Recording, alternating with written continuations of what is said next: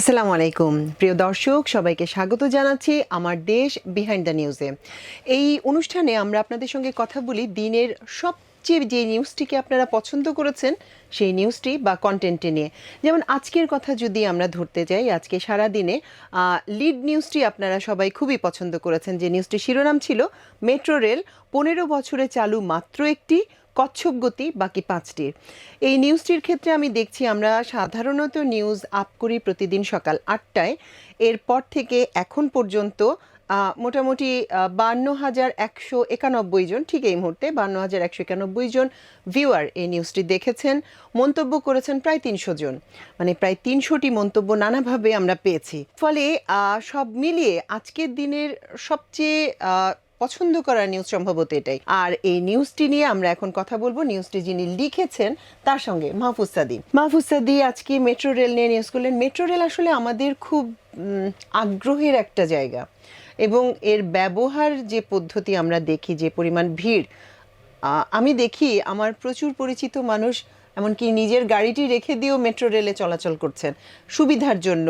যানজট এড়ানো যায়, সময় কম এবং পরিচ্ছন্ন চমৎকার একটা বাহন। এই মেট্রো রেলের পিছনে যে এত কাহিনী ছিল, আমরা গত 15 বছরে তো আসলে এটা জানতে পারিনি।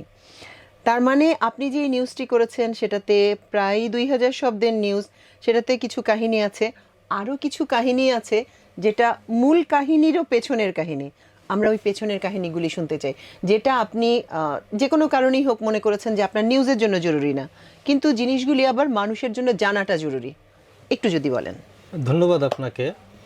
আসলে আমাদের তো স্টোরির মানে সাইজ ছোট করতে হবে, অর্থাৎ শব্দের সংখ্যা কমানো। এই কারণে আসলে ইচ্ছা থাকতেও আরও অন্তত 200 ওয়ার্ডের মতো ওটা একেবারেই বাদ দিতে হয়েছে। তো মূল বিষয়টা হলো ঢাকায় আমরা দুই ধরনের যানবাহন আমরা মানে অভ্যস্ত ছিলাম, যে একটা হলো বাই রোড আর একটা হলো ট্রেন। তো মেট্রো রেল, মাথার উপর দিয়ে রেল চলবে, মানে এটা একটা মানে শুরুর দিকে এটা একটা কল্পনার মতো ছিল, যে জাপানে দেখেছে সবাই ভিডিওতে, চায়নায় দেখেছে বা অন্য জায়গায়। তো এটাই কিন্তু এই মেট্রো রেল মার্কেটিং, যেটা মানে ধরেন মেট্রো রেল উন্নয়ন প্রকল্পগুলো এক ধরনের হয়, এগুলোর পিছনে কিন্তু এক ধরনের রাজনীতিও মানে হয়, খেলা হয়। বাংলাদেশে তো উন্নয়নটা মূলত রাজনীতির একটা হাতিয়ার। হ্যাঁ, মানে এটা হচ্ছে যে এই মেট্রো রেল লাইন 6, যেটা এমআরটি লাইন 6, মানে যেটা আমরা এখন চলাচল করি, এই মেট্রো রেলের ভিত্তিপ্রস্তর স্থাপন থেকে শুরু করে এটা শুরু হয়েছিল কিন্তু বিএনপি আমলে 5 সালের শেষের দিকে, কিন্তু সেটা কিন্তু মানুষ ভুলে গেছে। পরিকল্পনাটা কিন্তু ওই সময় হয়েছিল। আওয়ামী লীগ সরকার এটাকে এমন একটা পর্যায়ে নিয়ে গেছে, মানে ভিত্তিপ্রস্তর স্থাপন, তারপরে এই কাজ শুরু, এই ট্রেনের কোচ এসছে, বা এই এত পিলার হয়েছে, মানে প্রত্যেক ধাপে ধাপে এটাকে এক ধরনের প্রোপাগান্ডা মানে ডামাঢোল পেটানো হয়েছে, প্রত্যেকটা স্টেপে ক্যাশ করা হয়েছে। হ্যাঁ, ক্যাশ, মানে রাজনৈতিকভাবে। হ্যাঁ, এটা হলো যে, তো মানুষ তারপরও এটা নিয়েছে ভালোভাবে। কারণ হচ্ছে শুরুর দিকে মানে চালু হওয়ার আগ পর্যন্ত কিন্তু মানুষ এটা নিয়ে খুব ছিল যে সরকারের অন্যান্য মেগা প্রকল্পগুলো যেমন ফ্লাইওভারগুলো সেভাবে কিন্তু কার্যকর হয়নি, এটা সুফল সেভাবে আসেনি, হিউজ টাকা কিন্তু মানে খরচ করা হয়েছে। তো মেট্রো রেল নিয়ে আমি তখনও সংবাদ করতে গিয়ে দেখেছি যে অনেকের সন্দেহ এটা ছিল, কিন্তু যখন মেট্রো রেলটা আসলে সার্ভিসে আসলো তখন কিন্তু এটার কার্যকারিতা খুব ভালোভাবেই হলো। এবং ইভেন এমনও আমি দেখেছি মেট্রো রেলে চলাচলের সময় যে একজন আরেকজনকে বলতেছে যে আমরা ভিডিওতে দেখতাম যে জাপানিজ মানে মেট্রো রেলের লোক ধরতেছে না, ধাক্কা দিয়ে এভাবে দরজার ভিতর তুলে ঢুকিয়ে দিচ্ছে। দিচ্ছে। হ্যাঁ, মানে এইরকম সময় চলে এসছে বোধহয়। মানে আমি বলছি যে এই যে উপকারিতা, মানে উপকার ভোগীর সংখ্যা যেমন বেশি, তবে এর থেকে আরও বেশি হচ্ছে যে এই এক মেট্রো রেল নিয়ে প্রোপাগান্ডা চালানো হয়েছে 3টা নির্বাচনে, সেটা 14 সালের নির্বাচন, 18 সালের নির্বাচন এবং 24 সালের নির্বাচন। তো এই একই সাথে আপনি যেটা বললেন যে আরও যে বিষয়গুলো আনা সম্ভব হয়নি, তার ভিতরে একটা বিষয় হলো এরকমের যে একটা মেট্রো রেলের সাথে আমাদের যদি ওই যেটা আমাদের বুয়েটের স্যার শামসুল হক স্যার বলেছেন যে আসলে আমাদের এতগুলো একটা মেট্রো রেল মানে 2030 সাল নাগাদ যে 6টা মেট্রো লাইনের একটা নেটওয়ার্ক তৈরি করার কথা। এই তৈরি করার এই প্ল্যানটা যেভাবে নেওয়া হয়েছে, আসলে আমাদের সেই সক্ষমতা নেই, এবং 2030 সাল নাগাদ সেই সক্ষমতা আসবেও না বাংলাদেশের। আজকে 2025 সাল শুরু হয়েছে, কিন্তু একটা মেট্রো রেল শেষ হয়েছে, তার বর্ধিত অংশও কিন্তু এখনো আটকে আছে, সম্পূর্ণ হয়নি। তো বাকিগুলো তাহলে কিভাবে করবেন আপনি? 30 সাল কেন, এটা তো অনেক সময় লেগে যাবে, সেটা কবে শেষ হবে তাও জানা নাই। আর সবচেয়ে মানে বড় একটা বিষয় হলো এই যে এই মেট্রো রেল এমআরটি লাইন 6 যেটা, এটা তো আপনি উপর দিয়ে নিয়ে এসছেন, মানে উড়াল সড়ক, কিন্তু মেট্রো রেল যেটা এর পরে আসবে প্রথম পাতাল রেল, এবং অনেকগুলো লাইনেই কিন্তু উড়ালও আছে পাতালও আছে।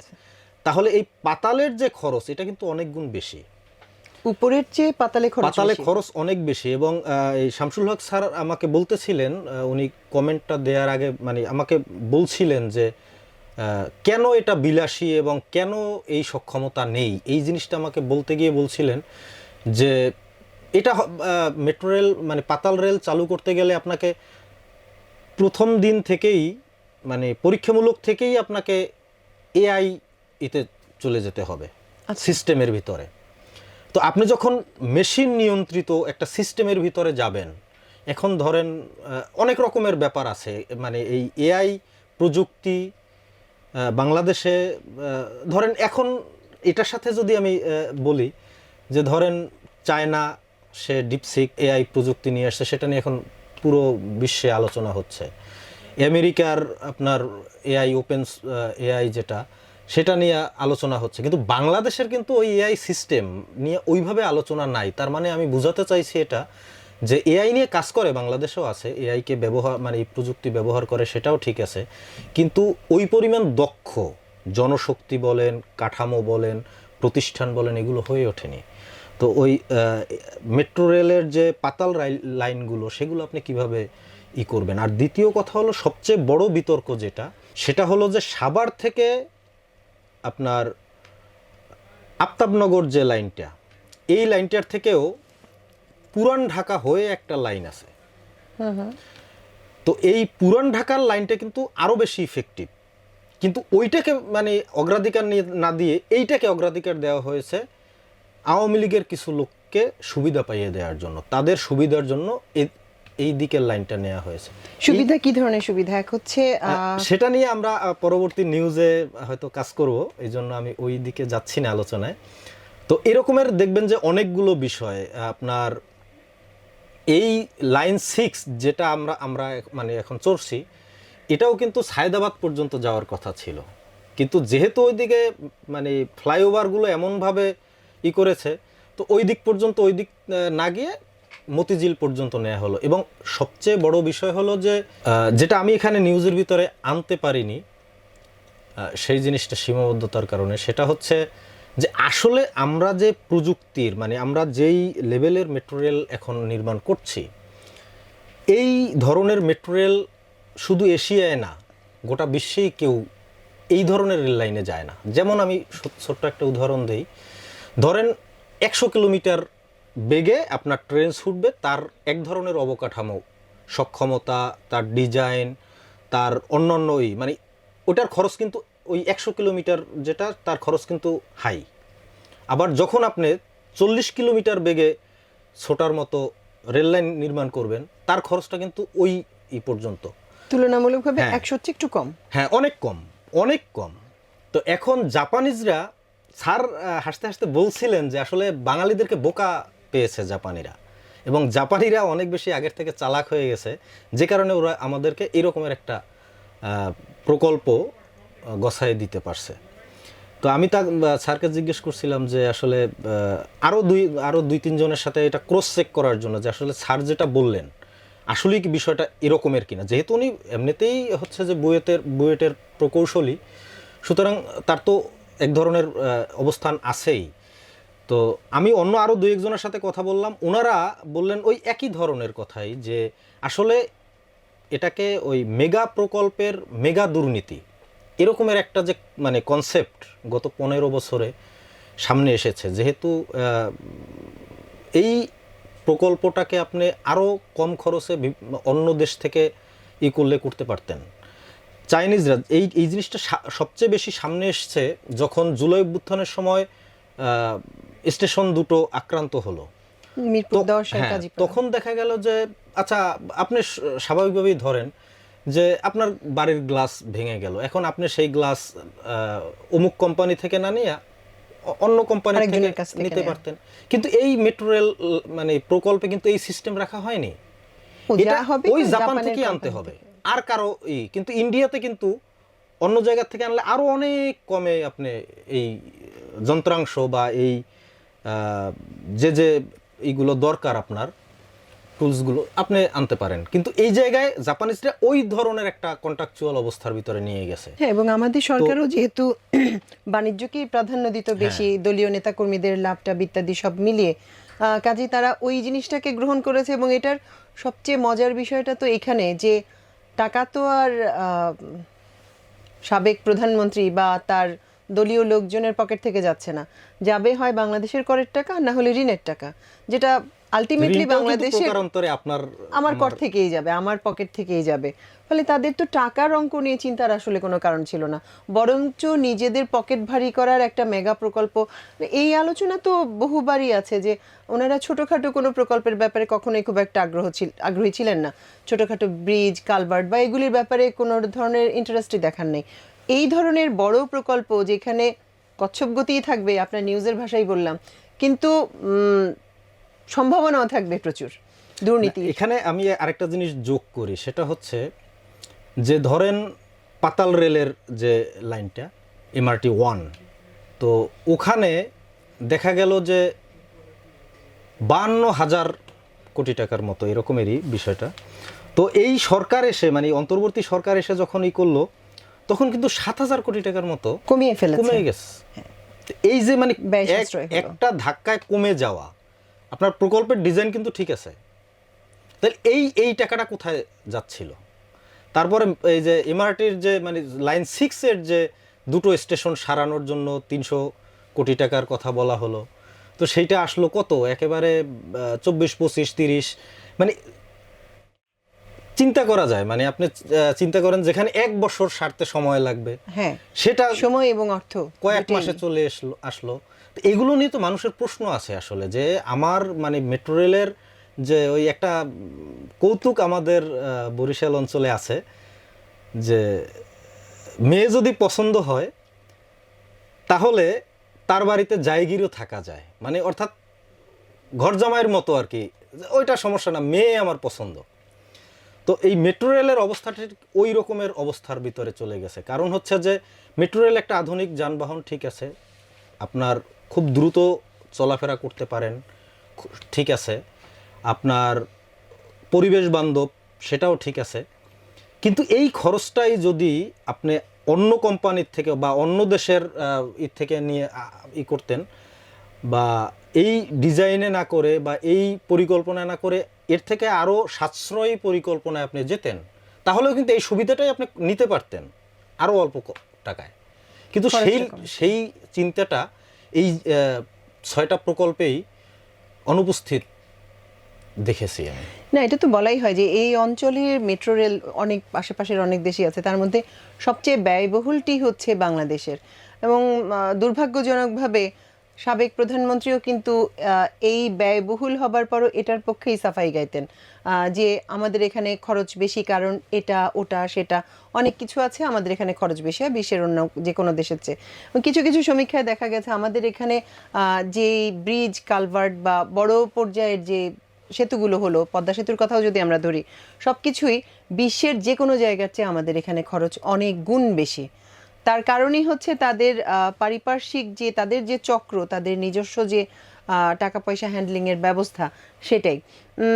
মেট্রো রেল প্রসঙ্গেই যদি আবার ফিরি, ব্যয়বহুল একটি প্রকল্প, এবং বর্তমানে যে সরকার, অন্তর্বর্তী সরকার, তারাও তো এই প্রকল্প বাতিল করে দেয় নাই, বরং খরচ কমিয়ে বিষয়টিকে দ্রুততর করার চেষ্টা করা হচ্ছে। মেট্রো রেলের বাকি প্রকল্পগুলির অবস্থা কি? আমরা তো MRT 6 ব্যবহার করছি আপাতত, ওইটাও পূর্ণাঙ্গ কমপ্লিট না, কিন্তু মতিঝিল পর্যন্ত, যেটা পরবর্তীতে সম্ভবত কমলাপুর পর্যন্ত করার ইচ্ছা আছে।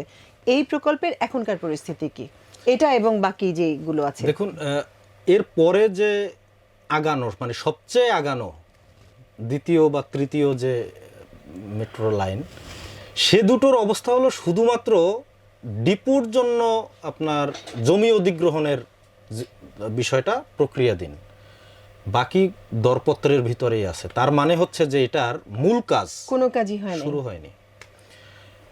অন্য যেগুলো আছে সেগুলো তো মানে যাচাই পরিকল্পনা কমিশনেও পড়ে আছে এখনো, অথচ আপনি সেই 2013 সালে 13 থেকে আপনি 24 পর্যন্ত বা 24-এর মাঝামাঝি পর্যন্ত আওয়ামী লীগ সরকার ক্ষমতায় ছিল, কিন্তু তারপরে সেই 24 থেকে 30 সাল পর্যন্ত কিন্তু সময়টা কম, তার ভিতরে এই প্রকল্পগুলোর এই অবস্থা। তাহলে আপনি 30 সাল নাগাদ যে মেট্রো নেটওয়ার্ক 6টা লাইনের এটা যে আপনি পরিকল্পনা করলেন, সেই পরিকল্পনা কিভাবে সফল করা সম্ভব? যদি আওয়ামী লীগ সরকারও ক্ষমতায় থাকতো তাহলেও এটার মানে 2টা 3টা লাইন করাও সম্ভব ছিল না, সেখানে 6টা তো অনেক দূরের কথা।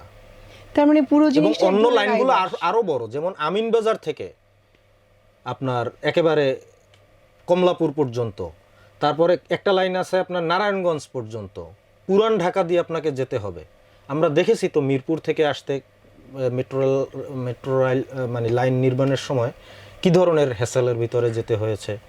তারপরে পল্টন, মানে যে জায়গাগুলোতে মানুষের যাতায়াতটা বেশি, যানবাহনের চাপ বেশি, তো সেই জায়গায় এটা মানে একেবারে বায়বীয় একটা পরিকল্পনা বা নেটওয়ার্ক। এই বায়বীয় পরিকল্পনার কথা আমাদের আগের সরকার, ফ্যাসিবাদী সরকার, তারা কিন্তু নিজেরাও বুঝতো যে পুরোটা আসলে বাস্তবায়ন করা তাদের সাধ্যের মধ্যে নেই।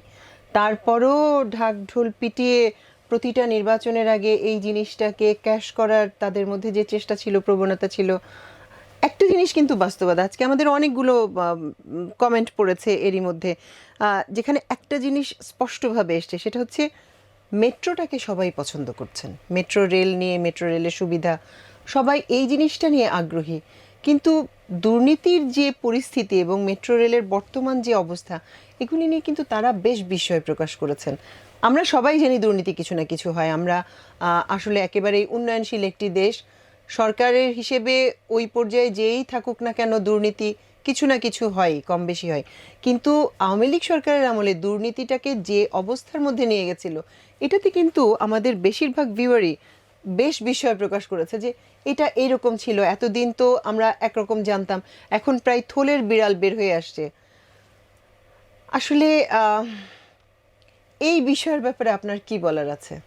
এতখানি আপনি যখন মেট্রো রেল নিয়ে কাজ শুরু করেন, তখন আপনার কি ধারণা ছিল যে পরিস্থিতি আসলে এতটাই খারাপ হবে আজ আমাদের সামনে যে না? যেমন আমি মেট্রো রেল সেই 13 সাল থেকেই কম বেশি এটা ফলো করে আসছি।